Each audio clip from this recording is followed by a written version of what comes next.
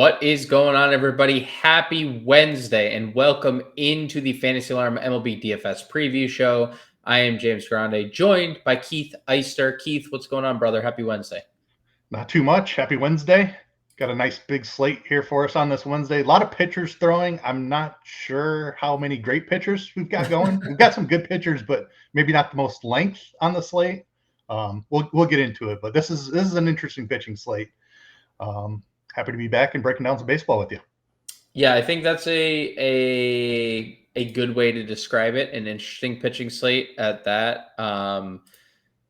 For 10 games, we are definitely not on the right side of a lot of rotations. We are near the tail end for a lot of them.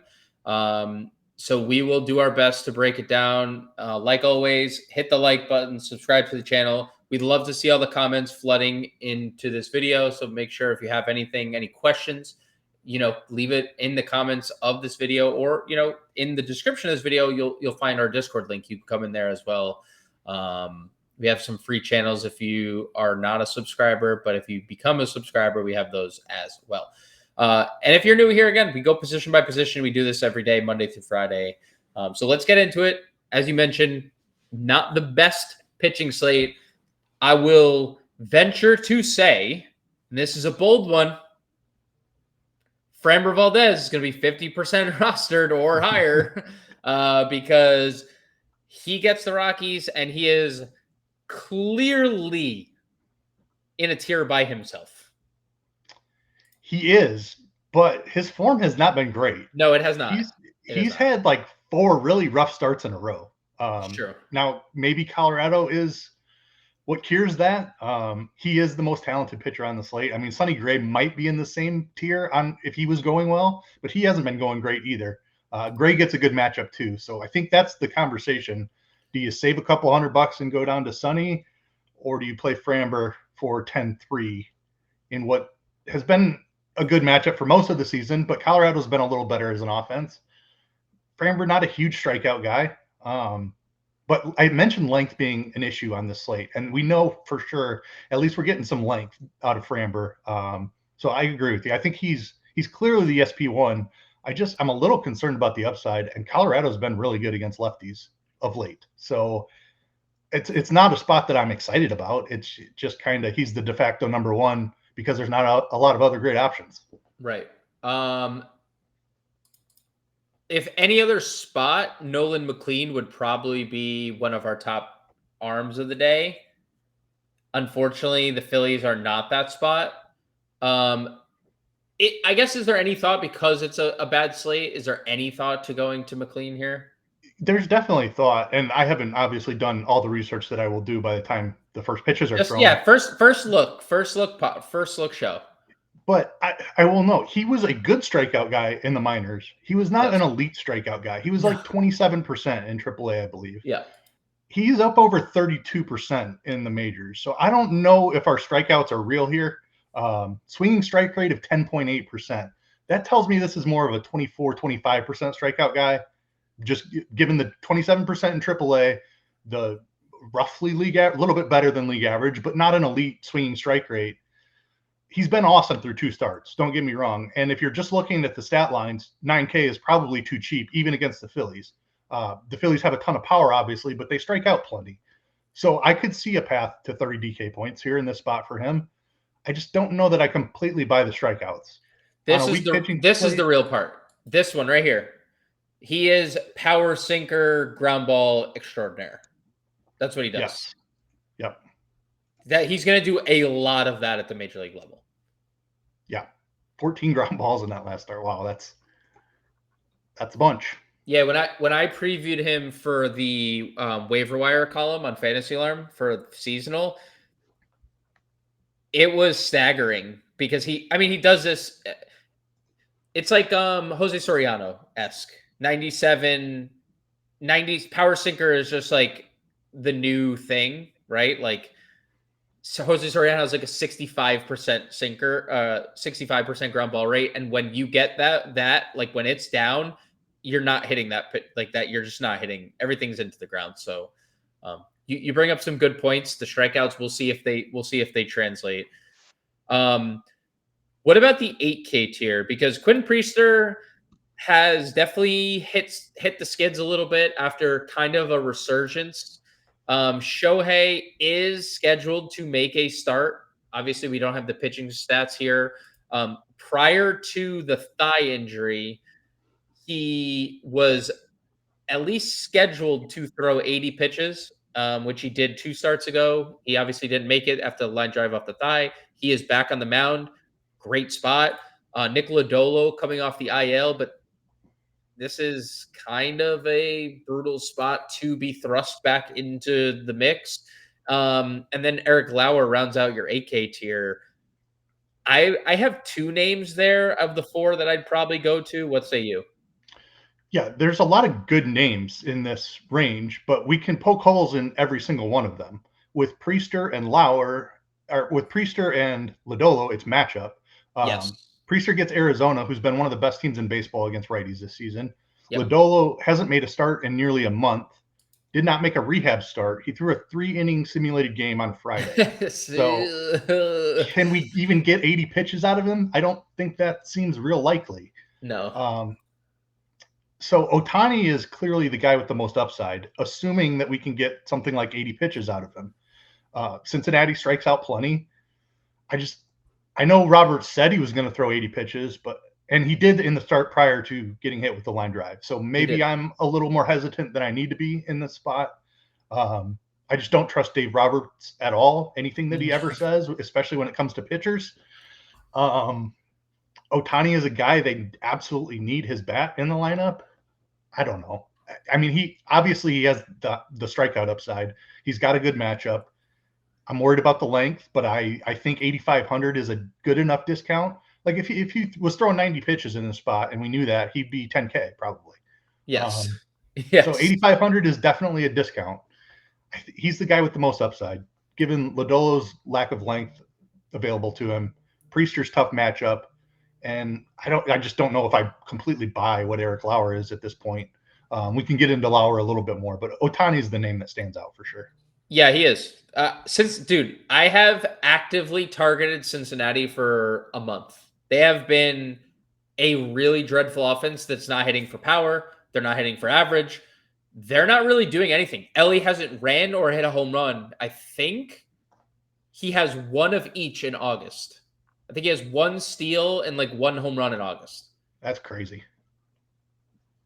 When that player isn't the catalyst for your offense, you're not going to do much. I have targeted them a lot. I will have shares of Ohtani.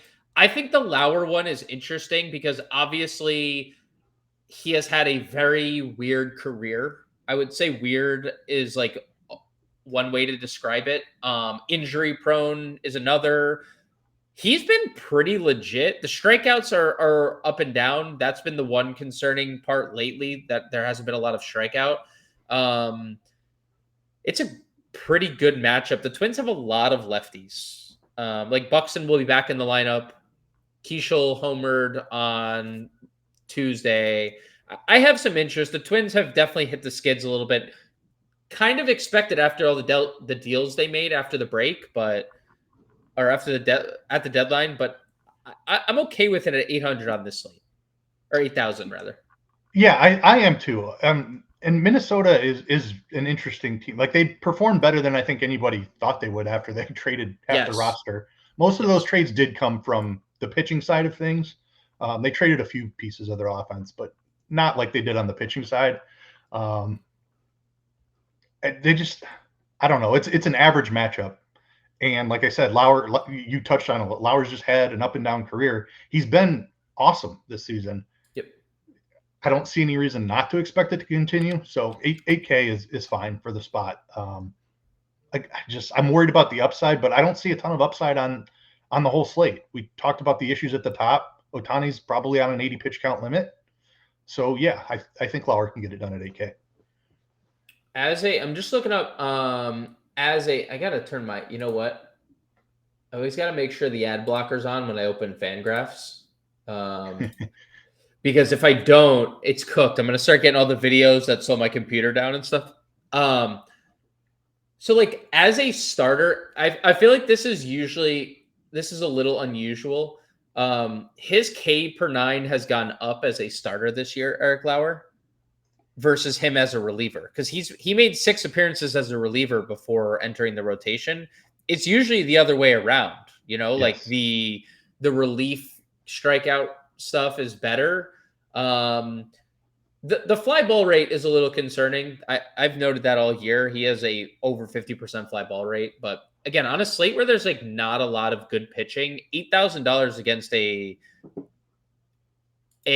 very hit or miss offense at this point, I think is something that I would explore, because let's dive into the next tier too, and we could even like compare them to Lauer. Casey Mize is navigating a minor league ballpark against a team that has righty power. That's his bugaboo. Like Langoliers and Rook are right at the top. That's a nightmare for him. Ryan Nelson, it's going to be tough to like get through 5 innings against Milwaukee. That's what they do to everybody. They just grind at bats and paper death by 1,000 cuts. Zebby we talk about this all the time. Zebby Matthews is a super talented guy. Not a strikeout spot here. The Blue Jays do not strike out. Jacob Latz is being extended again. He threw 42 pitches. What's the extension going to be here? I doubt that it's very far. Like, but I know we're out, but we're going to get to Burgert. I'm going to say it. It is not the easiest spot. The White Sox are absolute maniacs right now. They really are. I mean, I don't know if you want to start with Burgert or let me dive into some of that other stuff before then, because Burgert is the guy I clearly have interest in.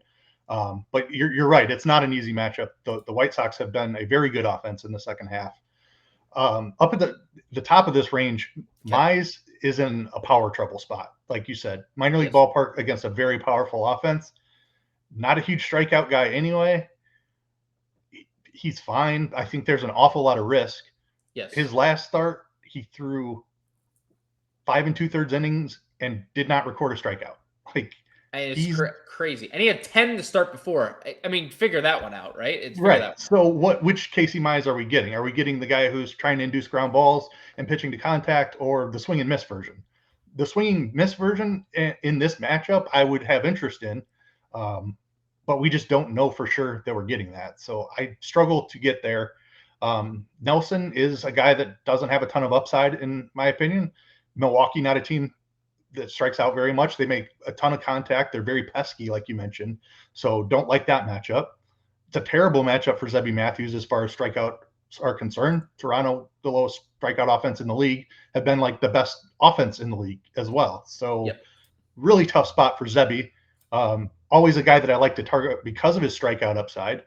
But if you take away that strikeout upside because of his really tough matchup, then we're left with a guy who's going to maybe get you 5 innings against a really good offense. Like, what's the upside there? So, again, there's just Jake Latz I'm not touching. Ashcraft has been really good. He has. But we have Bubba Chandler lurking, probably ready. Like, they want to get some looks at Bubba Chandler for sure. Yes. So, yes. If he struggles even a little bit in the 4th inning, the hook is going to be so quick. I don't think that we can go there. Maybe he cruises again and gets through 5 and he's fine. But the Bubba Chandler element to this has me terrified of it, and I don't want to touch it.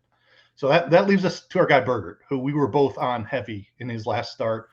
We talked about it on the live stream. We did the show that day together, and we noticed some things. The slider usage mainly was the thing that Burgert has really increased since coming over to Kansas City. His strikeout rate is above 25% since being in the Kansas City rotation. This is a legitimate pitcher with upside. He's had length all year, so that's one thing we're not concerned about. And if there's going to be an uptick in strikeouts, then we feel pretty good about this guy for 7,200. The matchup is the one thing. If you're buying what the White Sox are doing, I'm talking like top 10 offense in the second half of the season, like 110 WRC plus. It's been legitimate. And now we're working on almost 2 months of this. So it's hard to say that it isn't real at this point. He's still my favorite guy in the range. I think he's $1,000 too cheap for the pitcher that he is, even if you assume that the matchup is a below average one. He's still my guy in this range. Yeah, you might just bet on the talent. And Yeah. also, I could see a scenario where you stack against them, just given. I mean, I think the White Sox that we have got accustomed to are that's beyond us because all their guys are here. Kyle Teal, Colson Montgomery, Chase Mydroth, they're all in the major leagues. Like Lennon Sosa is legit with power, and Talkman's been a good table set. Like they've been legit. So that old White Sox that we're used to, like the worst team ever in the history of the game last year, they traded their best pitcher to ensure like they get some position players back, and all of them are here. They're all here. They're all good. They're all like so. But to your point, another trade that has benefited someone on the slate is Berger going to Kansas City. The strikeouts are up. It's a good price for the pitcher that I say this on slates like this all the time. If there's bad pitcher, like a slate of pitching, I usually just will bet on talent more than anything because I'd rather bet on him than hoping Braxton Ashcraft gives me another 5 scoreless, right? Right. With Bubba lurking and the first sign of trouble should be entering the game. Right. I had to look some stuff just because I knew the Sox numbers were really good. I was not for sure on their strikeout rate. I thought maybe they had struck out a little bit more in the second half. Not the case. 19.3% strikeout rate in the second half of the season. 117 WRC plus. Like they've absolutely been a legitimate offense. That 117 WRC plus, fifth best in all of baseball. That's legit. Dude, it's legit. Like they have been like really, really legit. So yeah, I mean it just kind of is what it is. Like you're betting on Berger, the Royal, then and hoping that he can shut down this offense. Is there anything else that you would consider? Like what is something you would consider? Like, did we see enough out of Bubba Chandler's 4 innings to? I mean, not that we don't believe, because I think we believe, but like, for sure. I mean, they said they want to limit him, so I don't know. Like, what does that mean if Ashcraft is in trouble in the 4th inning? Are we getting like how many innings are we getting out of Chandler? Like, what's the cap here? I think 5 would be the absolute most. I mean, obviously, if Ashcraft makes it through 4, then 5 is the best he can give. But right. even if Ashcraft gets blown up in the second, I still don't think they're pushing him beyond 5 innings. I think that's your absolute ceiling, and okay. The more likely outcome is like 3 or 4 innings. Now, the strikeout stuff that he's displayed in the minors is absolutely legit, and he could crush this price tag in 4 innings. St. Louis isn't a team that strikes out a ton, so it's not the highest of upside matchups, and you have the risk that he only throws 3 innings, and he's just not useful at all. So he's clearly the most talented. He's way more talented than this price if he was in a normal starting pitcher role, but he's just not. He doesn't have that role, so it's hard to bank on upside when there's no length here whatsoever, presumably. I can't even see a scenario where we get more than 5 innings, and I think that's a really low outcome. I think 3 to 4 innings is going to be the outcome like 80% of the time here. Yep, and there will be 20% where he'll have like 7 strikeouts in 3 innings because he's incredible. He throws 100, and he's good. But is there anything else, or is it not even? Is there anything even?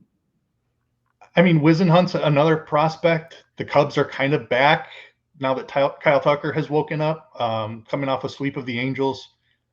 I don't know what to make of this offense at this point. It's a great ballpark to pitch in.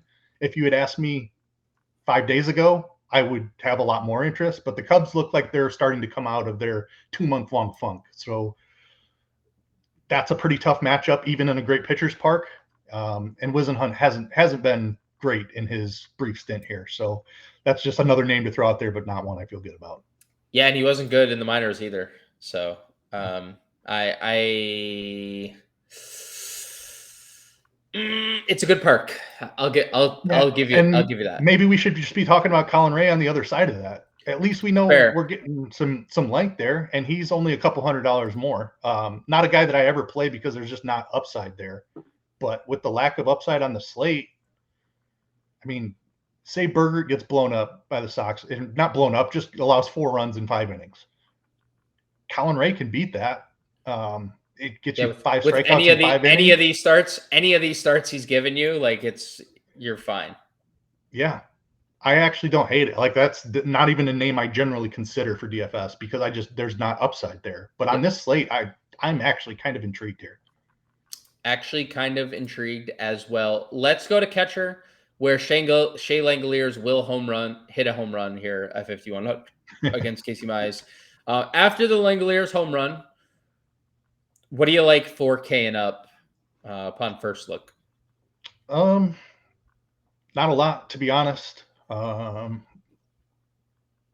Hunter Goodman gets a ground ball pitcher. Like maybe he can win with a fly ball there, but Framber just doesn't give up a lot of power. So he's been giving up a little more recently. So maybe Nelson's been good. Lodolo's been good.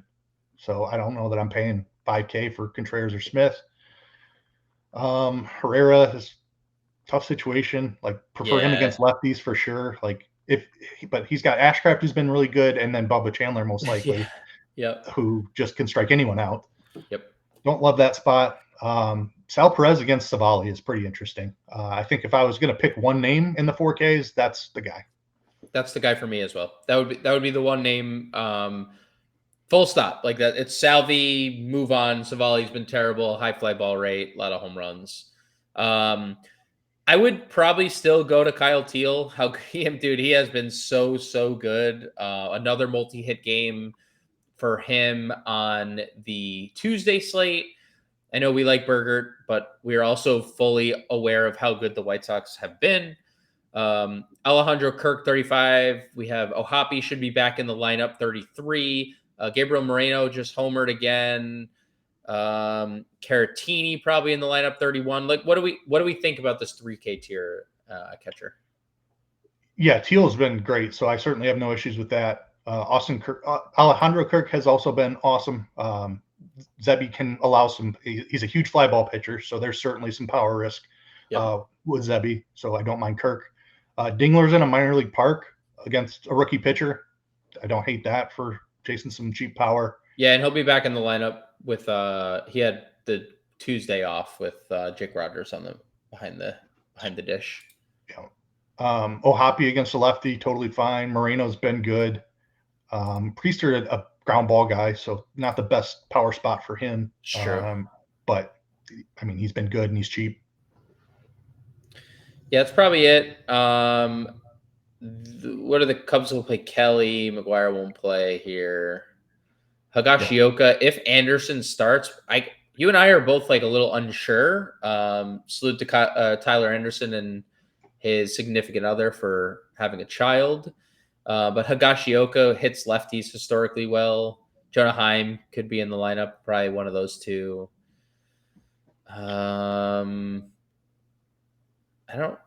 Corey Lee he got called up and hit a home run immediately the other day. I don't know. Is there any punts for you? I don't see anything I'd want to play. I don't see anything either. Henry Davis. No, I don't have any. I don't have anything. I do want to just point out Giancarlo Stanton just hit a 450-foot home run. That is really far. 113 miles an hour off the bat. Also very hard. So good for Giancarlo getting that career back on track after dealing with the injuries. Needs to be studied, dude. Yeah. Dealing with the injuries. He dealt with double tennis elbow this year. Yeah. And is back having his best season in a very long time. Dude, since he hit 90,000 home runs that one MVP year in Miami. Yeah. First base, Nicholas Kurtz is a big, powerful, strong individual. You could play him. Harper, 55. Vladdy, 52. Alonso, 51. Any favorites of that tier? I mean, it's hard to pick from, but any favorites of that tier? Yeah, I mean, Alonso's kind of the guy that stands out in a matchup against a low strikeout pitcher who we pick on quite often. Yes. I think this is a sneaky great spot for Vlad Guerrero. Like he hits the ball as hard as anyone. He just doesn't have the launch angle that produces the home runs. When he faces a fly ball pitcher, I am always in on Vladdy. He gets that today against Zebby Matthews. I like this spot for him. Yeah, is Zebby, and I think, and I'm going to look this up. Zebby is he reverse splits this year? I don't know off the top of my head. My tab is not loading, and I'll try to get this. Oh, here we go. I'll try to get this up. I think he's reverse splits, because if he's reverse splits, dude, it's a bad spot for him. No, he has not been reverse splits. He has been worse against lefties, but still, the strikeout rate's down against righties. 333 WOBA, 136 ISO. Strikeout rate's way down against righties. I don't hate. I love I love playing Vladdy because he's so good at baseball. And the power has definitely come around in the second year. He does this every year. The power is second half of the year. He hits so many home runs all the time. It's crazy. But yes, I like Vladdy there as well. What about the 4K tier? Torque stands out to me, $4,700. Just that the Tigers in this park, like Yep. I Talk didn't about a great ballpark shift. Like Detroit is a Yes. very tough place to hit, and West Sacramento is one of the best in baseball. So this is a massive, massive upgrade for Tigers bats. And Torque has been awesome against righties this season. So I love that call. I think it's so funny. Like recency bias. We'll see what Detroit's ownership is. They have not been popular the first two nights of Sutter Health. So we'll see what it looks like going into night 3. The pass watch is going to be chalky. Yes. Awesome spot for him. Yep. Savali's terrible. Vinny won't stop hitting home runs. So no, he won't. He won't. Yeah, pretty straightforward there. Christian Walker, 41. Burleson, 43. Didn't mean to skip him. Lennon Sosa, we've been calling him Lennon Sammy Sosa because he just keeps homering.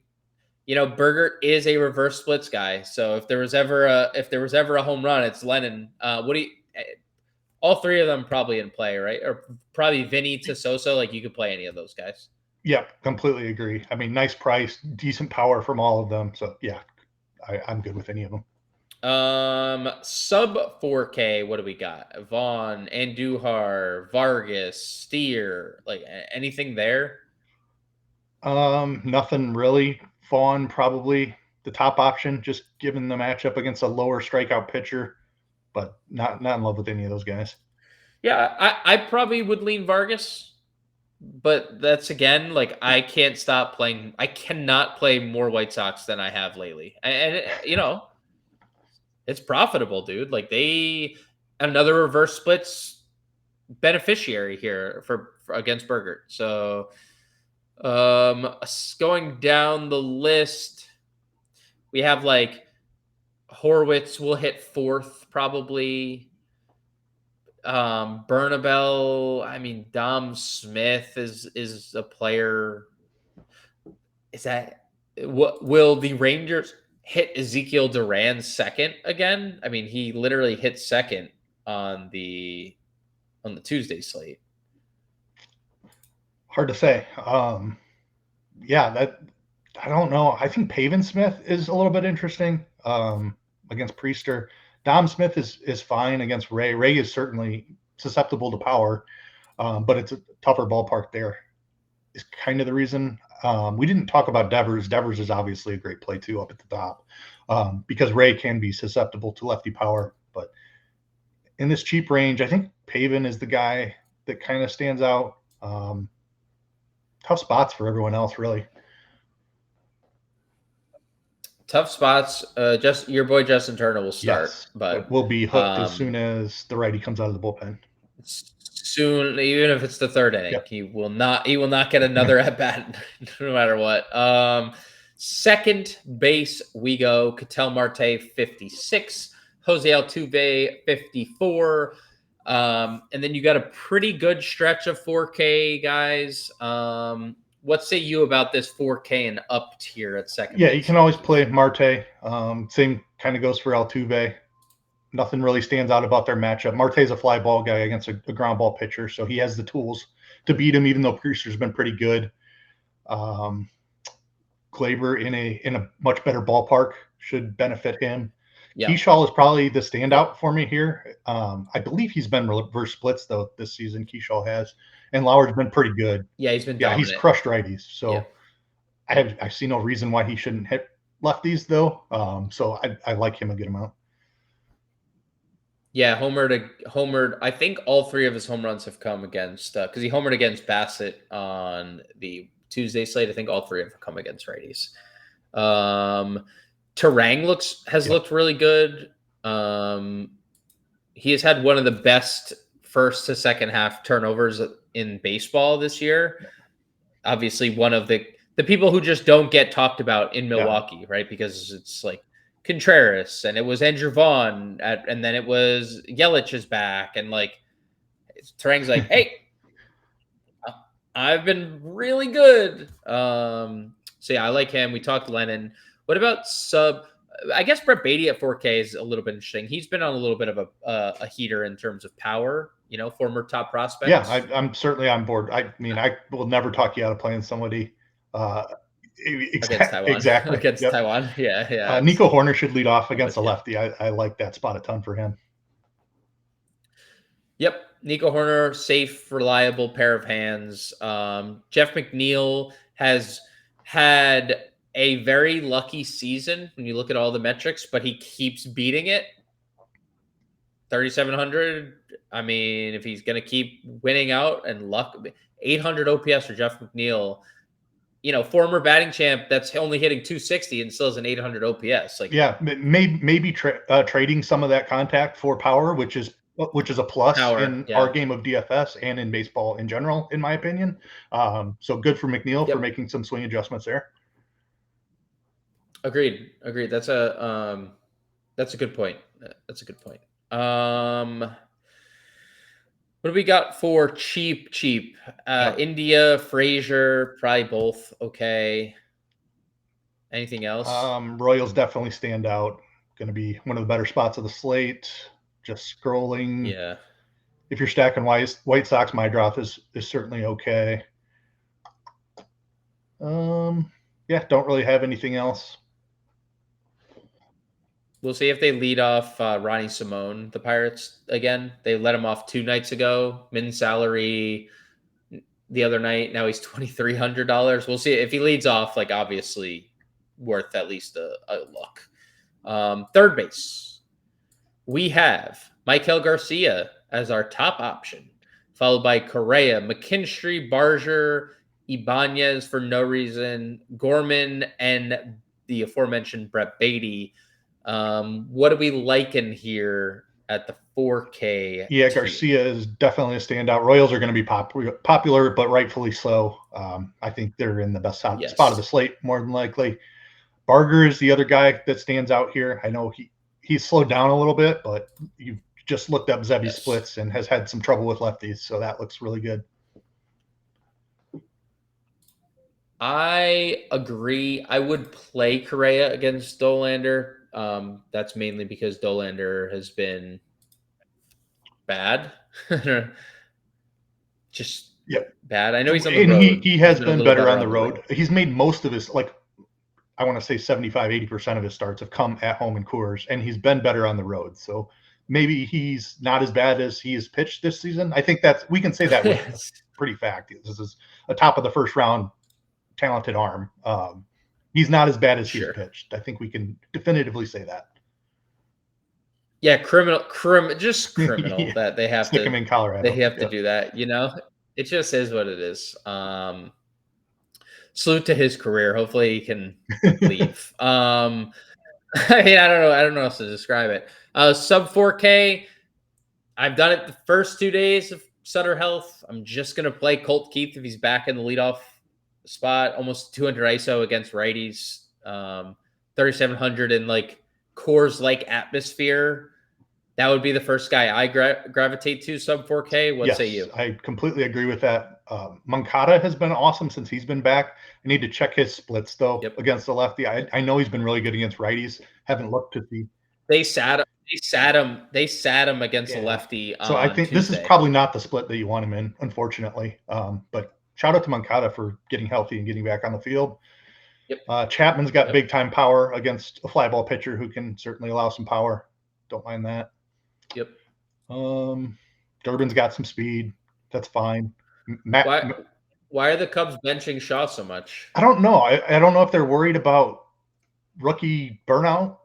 Just he's playing more games than he ever has in his life. So maybe they're being extra cautious with him.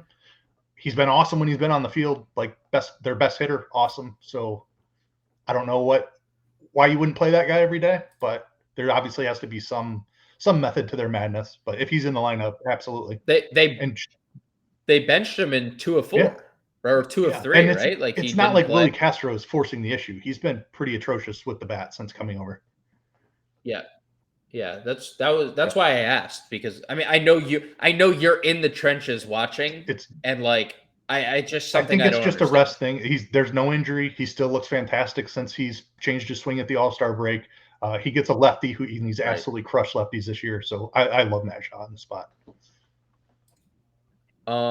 Anything below? We didn't mention Rengifo at second. That's actually probably someone I would play here. They hit him 5th on Tuesday. He's also been one of the biggest turnover from first half to second half players this year. If Rengifo's hitting 5th against a lefty, I'd probably go there again. He's historically good against left-handed. Yeah, that's fine. Agreed. Honestly, that's a good way to describe it. Is Mark Vientos one of the best values on the slate?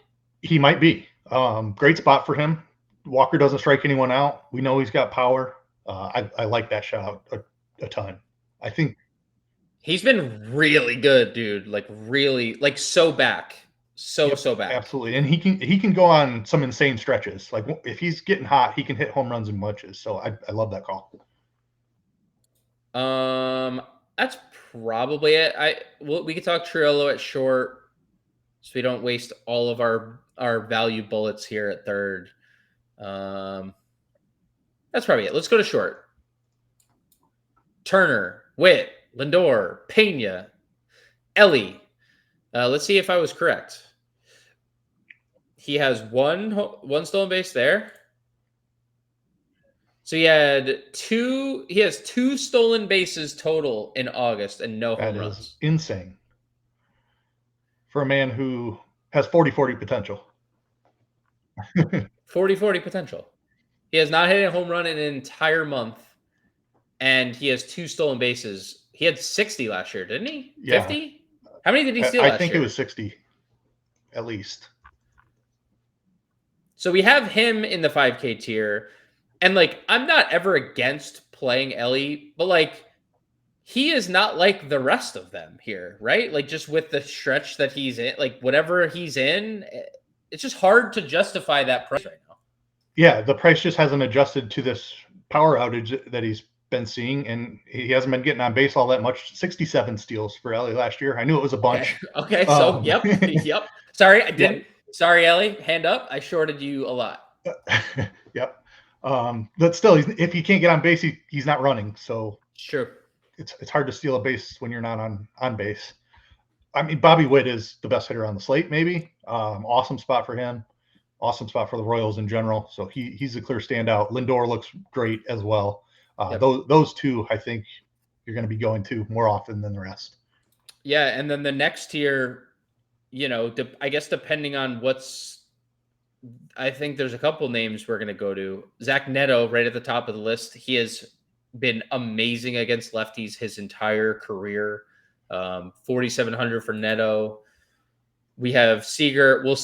You talked about this in the Cubs start against Tyler Anderson. This was the Tucker breakout, yes. Right? Where Tucker finally homered.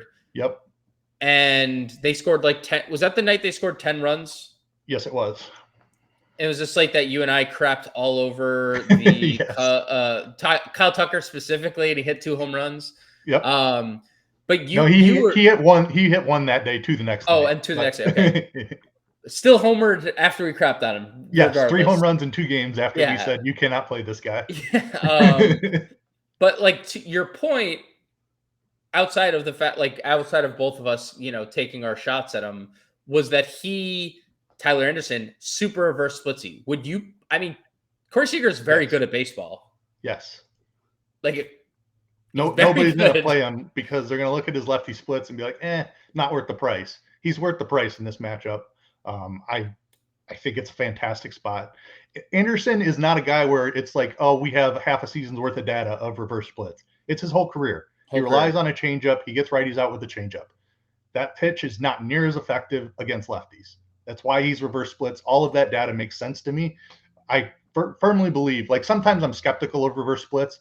I'm like, I don't know if this is real. Tyler Anderson's reverse splits are very real. This is a great spot for Seager. Yeah, it's year over year.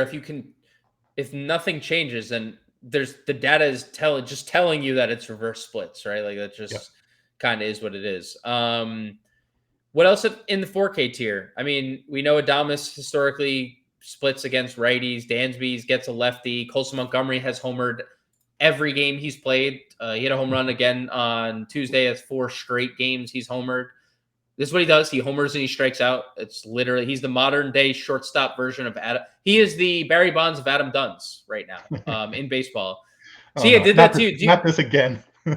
No, but that one makes more sense, right? He's the Barry Bonds of Adam Dunn's. Like, there you go. Now you've got me fully on board. Now that take makes 100% sense to me. Okay. The best version of Adam Dunn that there could be. I'm with you right now, like in the game. That's what he is. So you have him, obviously McKinstry here, 43 multi-position eligibility. Do you like any of these guys in the lower fours? Yeah, I like a lot of them. Mookie Betts is finally showing signs of life. Mookie. Like, Lodolo's not a guy that I pick on a ton, but we don't think he's long for this game. First of all, he's facing the Dodgers. He hasn't made a start in almost a month.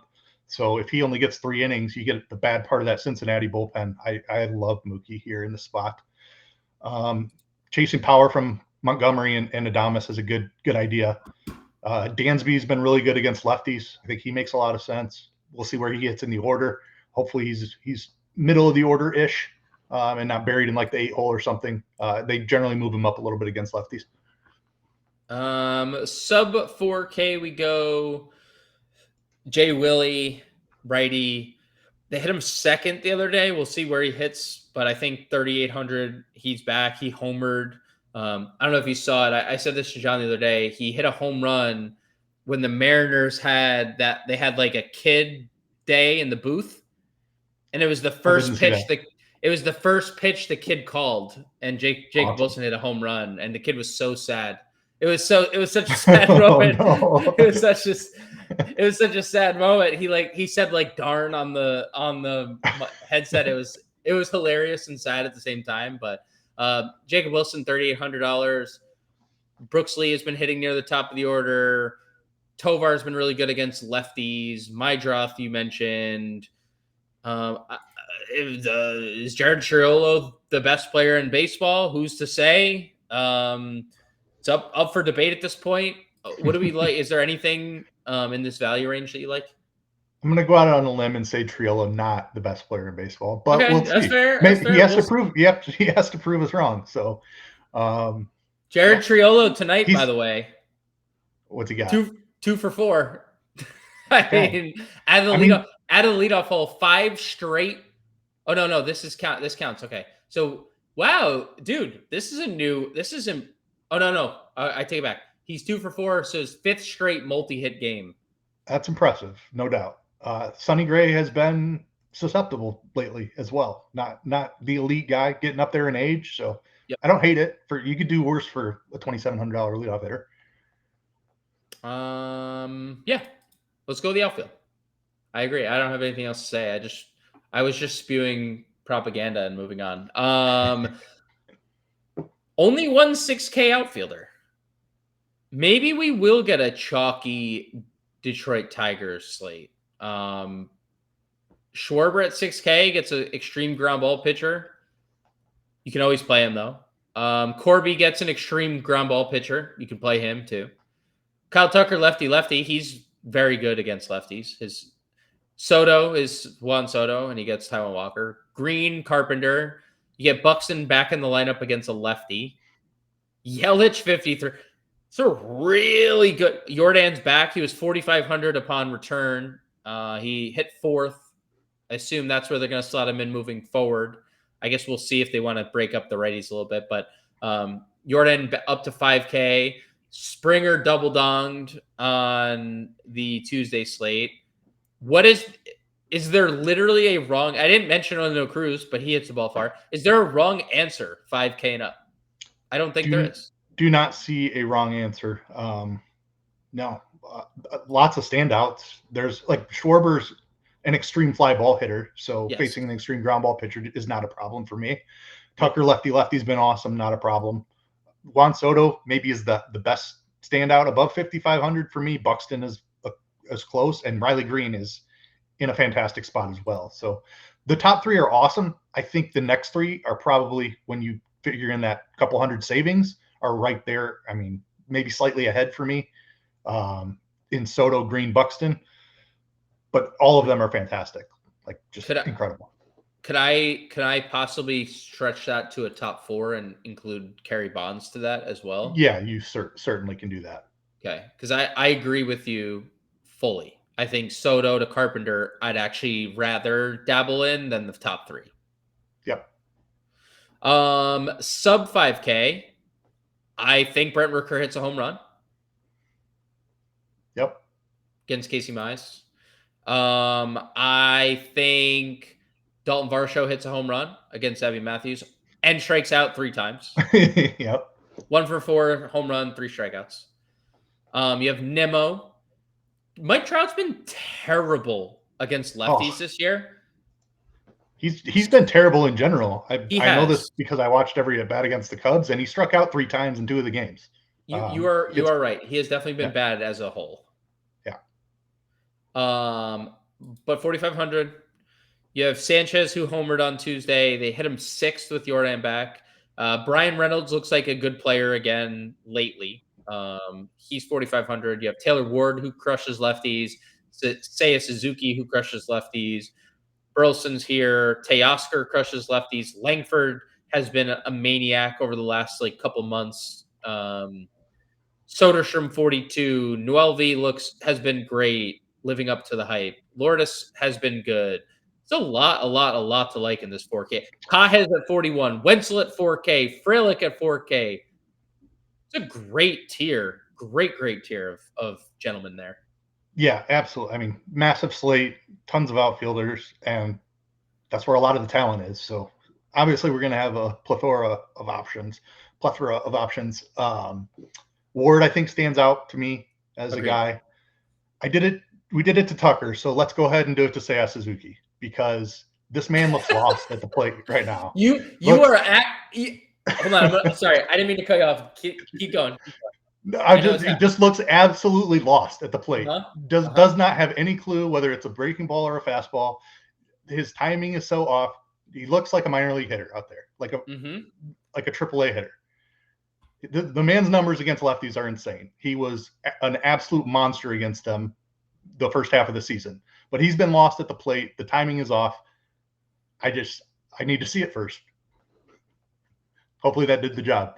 I know what you're doing. You're not. Everybody knows what you're doing here.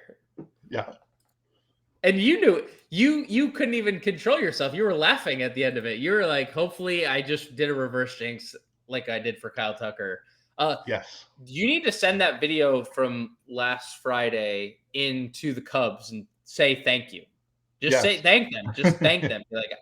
Just so you know, if the season turns around, you know why. I agree, though. He has been great against lefties, and it's against a pitcher who has not been able to get major leaguers out. Also love Taylor Ward. Love a lot of these guys. Wenzel's been great lately. I was looking for Joe Adell. I cannot believe they dropped it. We'll just go to the sub 4K tier now. Cannot believe they dropped his price below $4,000. That's criminal. Another guy who,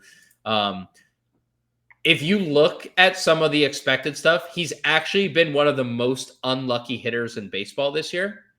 Joe Adell, he has like a 280 expected batting average. That's crazy. I mean, he has 30 home runs and almost an 800 OPS, and he has been a 50-point better expected hitter. Just, let's not forget top 5 overall prospect in the game, not too long ago, right? Correct. Finally figuring it out. And he Big crushes time lefties. power. Yep. Yes, crushes lefties. What else do we like sub 4K? They hit Nathan Lucas second. I'm not letting you put your magic juju on Ian Happ as well. You only get one Cub per show. Hap's never been able to hit lefties, so we're good. Right. We're good there. That's true. Lucas hitting second. Starling Marte has been really good for the Mets. Castro, I mean, he might play. I guess we'll see. What stands out to you sub 4K here, Keith? I'd say Lucas is probably my favorite of those options that you named there. Marte's fine against Taiwan. Yeah, not near as strong as. I mean, we mentioned Adele below 4K, but I think getting up to that low 4K range is much preferred. Yastrzemski against Savali is a standout with Lucas. Where is he? 37. Yeah, that's a good call. That's a really good call. He's been awesome. Yep. Since coming to Kansas City, he's shown more power for sure. Yeah, and they're gonna hit him. Getting out of that ballpark certainly helps. Probably moving from San Francisco. Kansas City's not a great park for homers either, but better for doubles than San Francisco for sure. Not a great park. They'll lead him off too, so you'll get the Yastrzemski leadoff.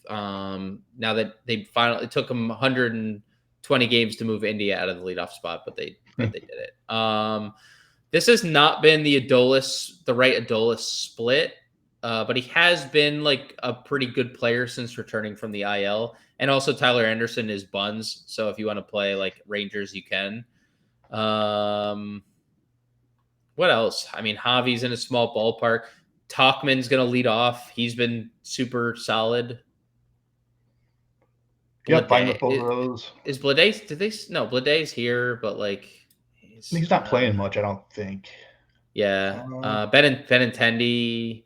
Brenton Doyle's been really good of late. Gets a lefty. He's been really good against lefties specifically this year. I don't know if we want to test Framber, but we're looking for value. Yeah, there's not a lot standing out here, to be honest. Kike? Colby Thomas, maybe, if he draws the start. Yeah, Colby Thomas. I like Nathan Church. I don't know if you're a fan. I'm a Nathan Church believer. He was one of the Cardinals' top prospects before once Victor Scott got sent down. Little power, little speed combination here. I wouldn't hate that. I like that. Rave as someone. Oh, he got optioned. Sorry, there's just a motorcycle going 97 miles per hour down the road. No big deal. I live on a road that's 30 miles an hour speed limit. No worries. All good. Go as fast as you want. Can we do Jock lefty? Does he play lefty? I might draw one. Like we have given Jock more credit lately than I think he's earned this year. But the August numbers are good. We talked about this on the show on Friday. Yes. But I don't even know if he's in the lineup lefty. Like that's an extreme version of using reverse splits because Jock, his whole career has been brutal against lefties. Whole career he has been bad. And hitters have splits too. Hitters definitely have splits. If you're down here, it's probably like if McCarthy's hitting like fifth against Priester, you'd probably go there. Or if like Simon found his way in the leadoff spot, we'd probably go there. I think that's it. Let's get a core together here. I gotta ask, to Burgert or not to Burgert is the question here, because we didn't like a lot of the rest of the tier. Yeah, I don't love the pitching slate, and generally my lean on slates like that is to save as much money as I can, and that leads me to Ryan Burgert. I'm recognizing it's not as good of a spot as he was in last time when we were talking him up, and he was on his way to crushing in that game, but the bullpen blew his win. He didn't have quite as many strikeouts as I expected, but still strong strikeout numbers. I think he's a better pitcher than 7,200. Don't love the matchup, but given the context of the slate, he's my guy. Who's our SB1? So I think a lot of the field, just because the options are uncomfortable, I think they're going to go Framber or Sonny, and that's Framber, fine. Sonny. I don't have any problem with that. That's personally not what I think I'm going to do, as we're still many hours away from the slate. I feel like Ohtani is the guy with the upside in the great matchup. Obviously, we could get 60 pitchers here and be in a whole lot of trouble. But if you give me 80 pitches of Ohtani against the Reds, I'll pay 8,500 for that for sure. I think it's Ohtani as well. I think when Roberts has been very, and you said it, he is a very unreliable manager with his pitchers. Yeah. But he has been very transparent about Ohtani's pitches. He has been giving us the exact blueprint basically throughout. Like, he's going to do this, and he's done it unless he gets hit with a line drive. There's really he's left 2 or 3 starts this season with an injury. Like, it's risky for sure. Neither being the arm, which is the correct. key here. Neither being the arm. That's the kicker. Because let's not forget, it's 2 years in between pitches, right? Like, he got Tommy John 2 years ago. It wasn't last year. He just DH'd all year. Who were some of the Mets and the Tigers were probably the 2 teams that we liked the most? Am I missing anything there? Kansas City. Kansas City, yeah, that's true. Kansas City was super cheap. Okay, let's get some core plays. I kind of want to play Vientos at third at $3,000. I know we had some good value options, but Matt Shaw would be my only pushback there, but it's a tough ballpark for hitting there. So I'm good with Vientos over Shaw. Okay, let's go Vientos. What else do we like here? Pasquatch at 4,400, I think, is definitely a standout. Yeah, Riley Green, and we get like that mix of the 3 teams we like the most. And then we can kind of fill in some correlation around them a little bit. Exactly what I was thinking too. So obviously, we have like Witt, Carpenter, Soto, probably the most correlated here. We will not be able to afford all of them. Right. So we probably have to make a choice between Witt and Carpenter. I would say would be my top 2 to go to next. Yep. Agreed. What do we like? We did not like, I don't know if we had like particular good value at either spot. Triolo was probably our value shortstop. Second base was probably a good value spot for us as well. If you had a lean, do you have a lean, Carpenter or Witt? I mean, straight up, it would be Witt, but there's a price difference there too. So not much though. Carpenter's 54. It's only $300 difference. Okay, yeah, that is less than I thought. I was thinking it was like 600 or 700. If at 3,900 is still I'm good with a $3,900 price. Let's see is there a punt? Could we punt catcher that correlates here? I know we like Salvi. That's the thing. Yeah, we do like Salvi a lot because that correlates with Vinny P. All right, let's find a value and we'll leave it here, and we can leave it there. Is there a value second baseman? McNeil at 37. Yes, I like McNeil. He actually probably hits right next to Vientos, right? Yeah, I like that a lot. And then we'll leave that's going to leave it like 38.50 for 2 spots. 38.50 for 2 outfield spots. We'll finish the lineup in the Discord. Bergert, Ohtani, Salvi, Pasquantino, McNeil, Vientos, Witt, Riley Green, 38.50 for 2 outfield spots. Looks pretty good for a first look. Yeah, for a first look. Big shout out to you, Keith. Big shout out to everyone in the family. Again, if you haven't hit the like button, please do. Subscribe to the YouTube channel as we embark on our journey to 10K subs. That'll be an amazing milestone to reach. Hopefully we can do so during the football season. Football right around the corner. I'm really stoked. Can't wait for it. I don't hear no sarcasm detected.